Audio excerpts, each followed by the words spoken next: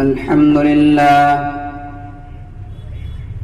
بسم الله الذي لا يضر مع اسمه شيء في الأرض ولا في السماء وهو السميع العليم সকাল সন্ধ্যায় যে ব্যক্তি এই দোয়াটি 3 বার পড়বে জমিন এবং আসমানের কোনো জিনিস তাকে ক্ষতি করতে পারবে না।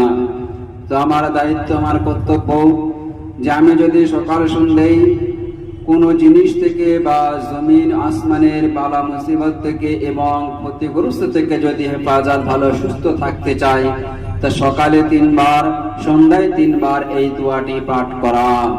বিসমিল্লাহিল্লাযী লা ইয়াদুররু মা ইসমিহি শাইউন ফিল আরদি ওয়ালা ফিস সামাই ওয়া হুয়াস সামিউল আলীম।